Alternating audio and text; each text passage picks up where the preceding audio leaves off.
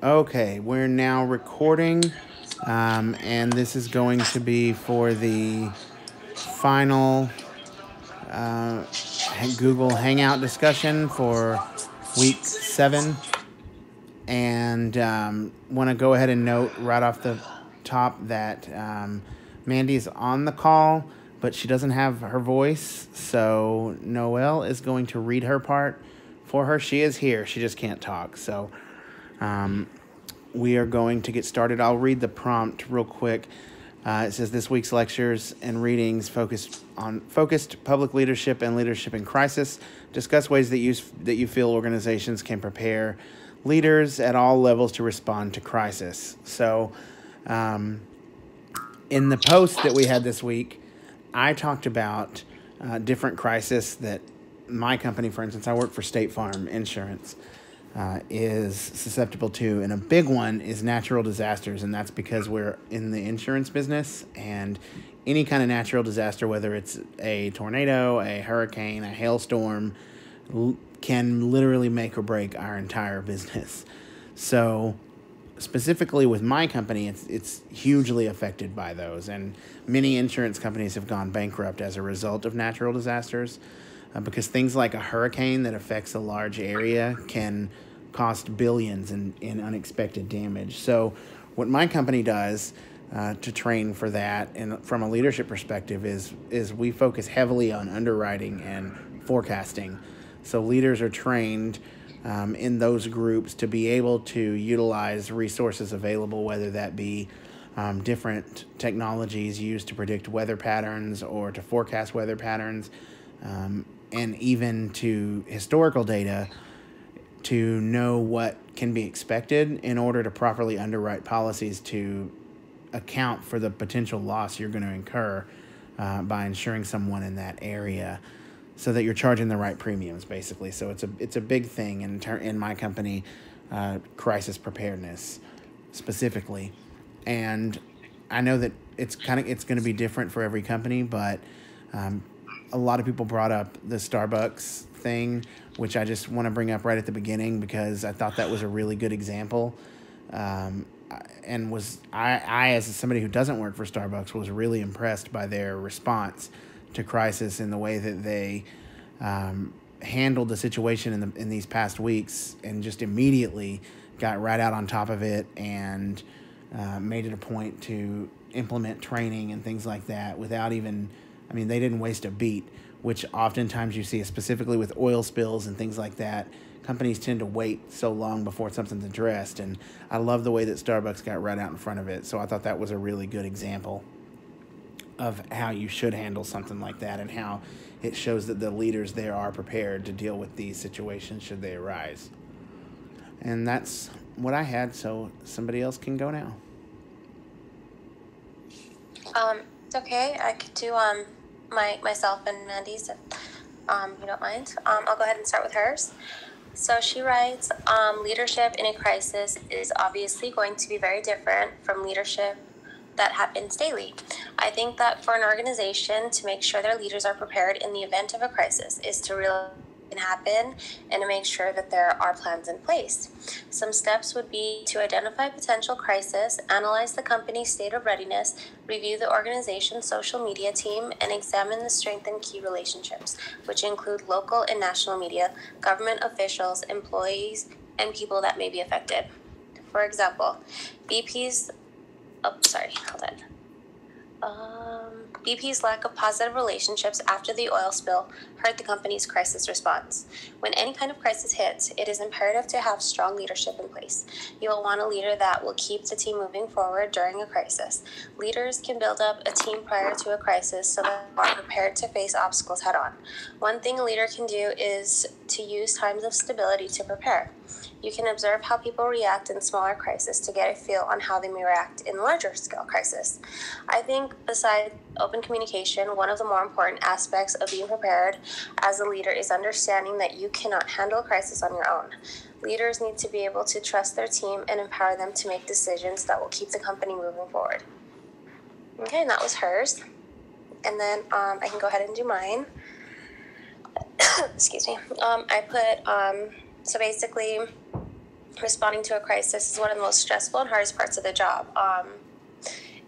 When it occurs, there are lawsuits. Organizations can go bankrupt. They can lose customers. They're forced to shut down.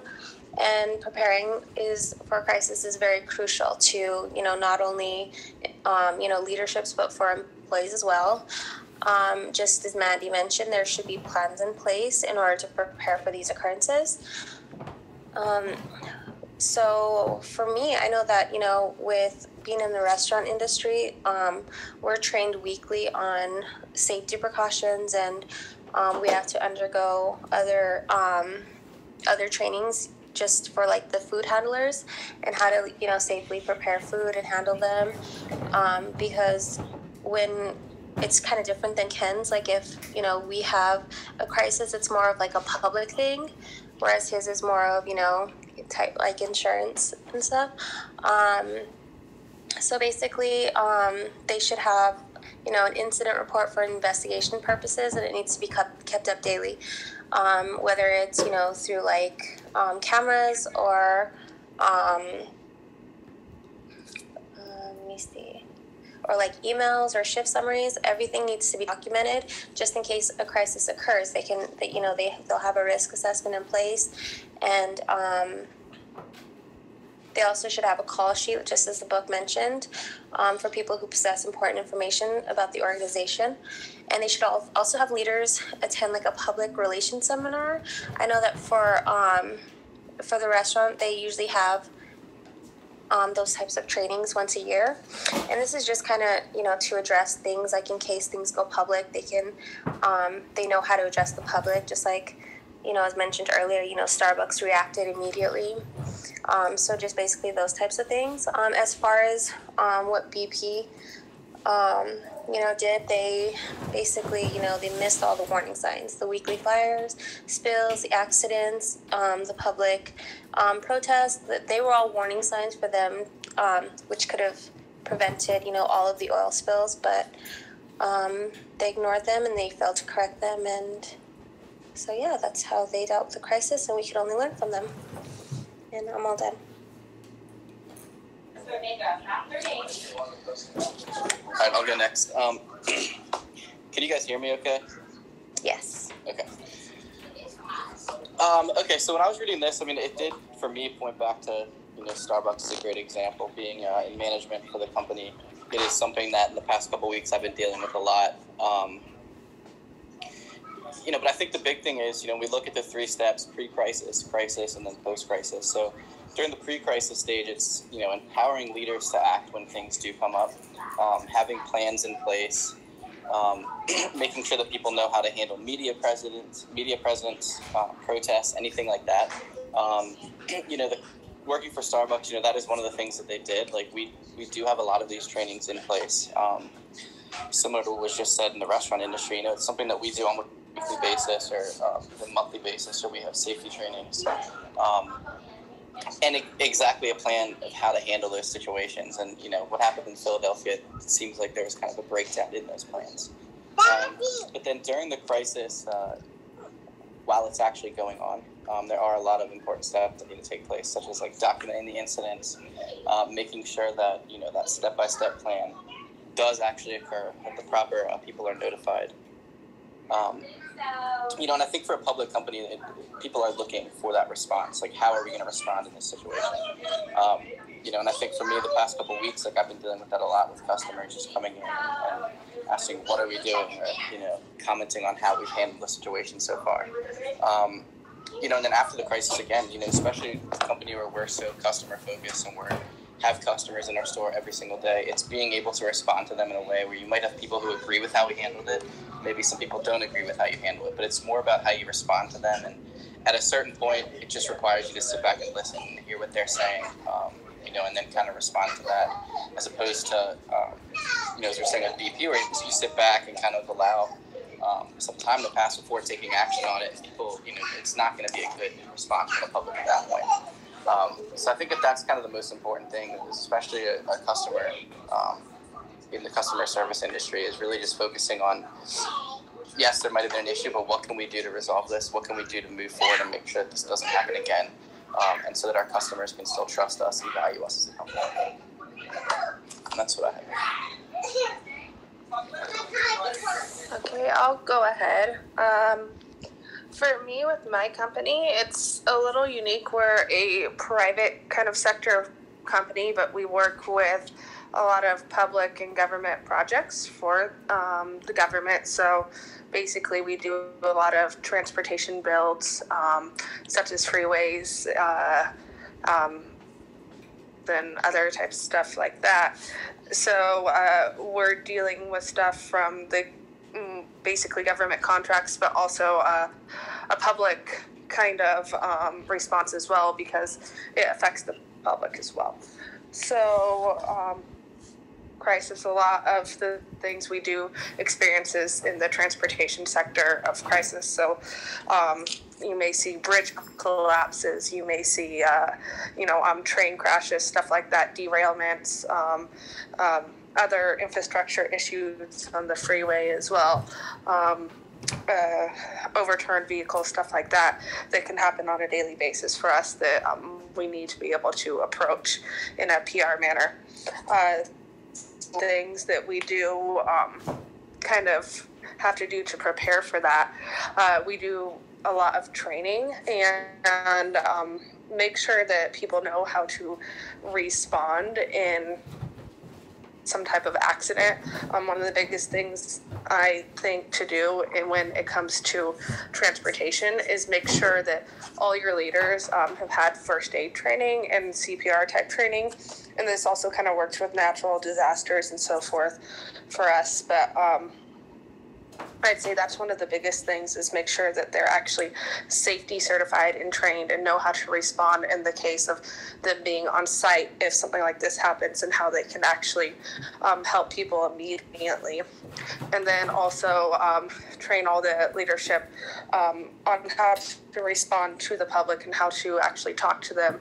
And because if they are on site, something happens, there's chances that there's going to be reporters and people coming after them right away, and public people asking questions. So a lot of training and policy on how we're allowed to respond, what we're allowed to say, what the government allows us to say about the contract, so forth, and monthly meetings and coordinations between our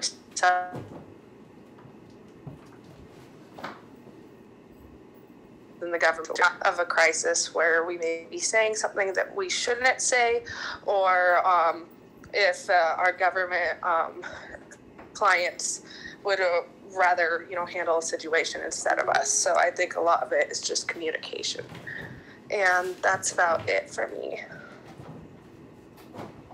All right. Hey guys, I think I lost my connection during that, so I just switched to my phone. But can you guys hear me okay? Yeah. All right. Okay, so when I was reading the book, it says that there's evidence that types of crises are now happening with a lot greater frequency. So now most leaders have to act as crisis managers as well. And in doing so, they have to be alert to dangers, prepare their groups and organizations for trouble, and respond quickly and effectively when crises break out. That's kind of all the examples you guys gave. I mean, I guess it's pretty true. I've only lived in Houston for a few months, but I got here the weekend after the hurricane. And that's a good example of how they handled it and kind of evolved from the previous hurricane, where they sort of evacuated people too quickly. And before knowing how severe it was going to be, it was sort of just like a instinctual kind of reactionary freak out. And a lot of people ended up getting injured trying to evacuate the city, whereas they could have prevented all that by just staying put. And so this time they kind of took that approach and adapted their decisions based on their experience. And then at the time I was living in Austin, and a ton of people even from Austin all kind of drove out, kind of helped out. And it was sort of a community effort. In the example of BP, I think they just were very ambitious and it sort of kind of clouded their judgment regarding everything else. And it's a good example of how concentrating their efforts solely on profits could kind of lead to disaster. In a short amount of time, they sort of built a legacy of cost cutting and disregard for safety concerns. And when during interviews in the frontline piece of it, workers sort of claimed that BP based everything on risk and like how long they could use equipment or how many people they could afford to lose before it became a real problem.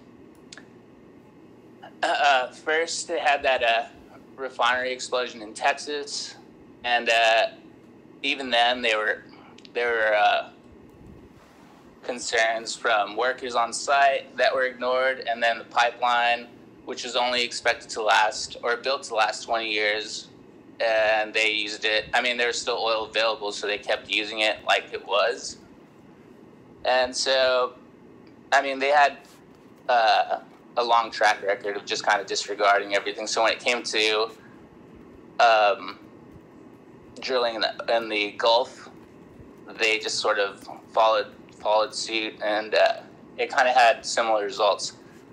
In order to prepare for that crisis, I think the book mentions three different, or a few different actually, things to be aware of. They say it's important to fight the tendency to become complacent through periods of normalcy, and that is important for leaders to overcome human biases, which could be kind of, there's examples of that, sort of positive illusions that falsely convince decision makers that a problem doesn't exist, or interpreting events in manners that favor the leader and organizations while blaming outsiders. And then there's institutional failures, which you guys kind of mentioned, are just like breakdowns in information and communication. And then there's failures that come from special interest groups that are kind of like act with selfish motivations. So I think by keeping all those in mind and being aware of them, you can kind of prevent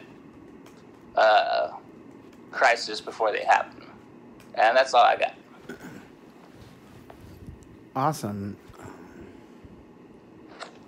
Awesome. Is that everyone? I think that's all of us, right? After everybody was like, Yes. Okay. Well, so I'll go ahead and stop the recording in just a second, but let me go ahead and do that real quick.